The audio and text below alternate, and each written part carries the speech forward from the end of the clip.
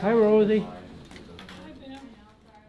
My story goes back to, I think it's 2019, where I had a toe infection and they cut a toe out, and COVID came around and I couldn't get back to have any more surgery to help it. They would have taken some more toes, but they couldn't get me in. And I was in rehab for 2 months. And in those 2 months, it got worse. And I saw the doctor when I could see him, and he said, there's nothing we can do. We're gonna have to take it. This one, above the knee, I had fluid kind of coming out below my knee to my foot, and they couldn't stop it. So that's where this ended up. Erabino is just a wonderful example of why the CJ socket is such a good problem solver, such a solution for so many amputees. You know, he went through a horrific year or so with his infections and losing his limbs. And during that process, he decompensated. He lost a lot of weight. By the time he got home, he wanted to be fit right away, and a very well-intentioned prosthetist came and fit him with bilateral prostheses, one below the knee and one above the knee. I went with a different prosthetic company, which I had no idea what to do. The guy came to my house and started doing a casting of both legs and put it together, and he brought them to my house.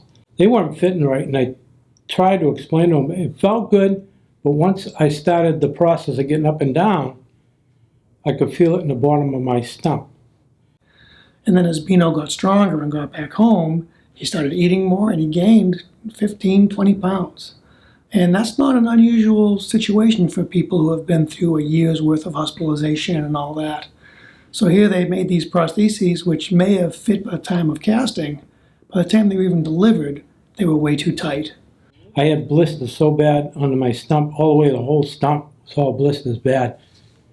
I had an appointment for a rehab, and Ben says, we have to see Keith Cornell. And he's a great prosthetic guy. Keith came in, looked at it, because I had my old prosthetics, and he said, Bino, he said, these don't fit right. And because they weren't adjustable in volume, there wasn't a whole lot they could do. He was being seen at home. He wasn't able to travel back and forth to where that prosthetist worked. They didn't have a lot of equipment there, and he was kind of stuck. And as Bino explained, he ended up with these horrific water blisters on the bottoms of both his limbs, trying to force himself into a socket that was just too tight. So by giving him the adjustable volume socket, he's made nothing but steady progress. Every single time he's come to the hospital, they've been able to put the prosthesis on, despite any volume change in his limb, and you can see how well he's progressed. He's walked over 400 feet, and now he's doing ramps and stairs. Since then, I've been happy, and you can adjust it easy like you saw. I can sit down, I can just do it myself. I don't have to take it off, put sock on, an extra sock, I take one off or whatever. It's here, and it's easy to work.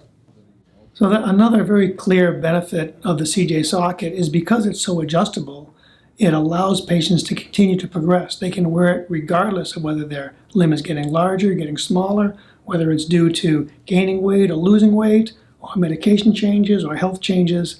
They can continue their rehab progress without interruption. It's a huge benefit financially and emotionally to these patients.